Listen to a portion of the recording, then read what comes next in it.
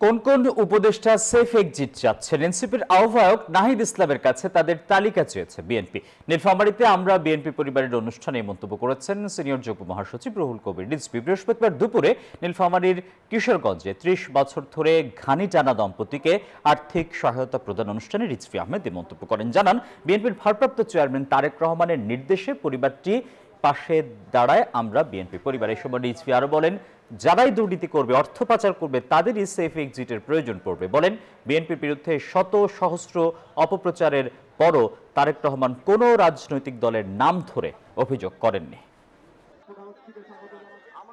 আপনি এই সরকারের একজন উপদেষ্টা হওয়ার পরে যখন বলছেন, তাহলে আপনাকে তালিকাটা দেওয়া উচিত। কারণ যদি অন্তরের আলো থাকে, সততার আলো থাকে, তার বিরুদ্ধে হাজার অভিযোগ করেও তার সেফ এক্সিটের দরকার পড়ে না। বেগম খালেদা জিয়ার সেফ এক্সিটের দরকার পড়েনি, কারণ তিনি অন্তরের আলোতে চলেছেন।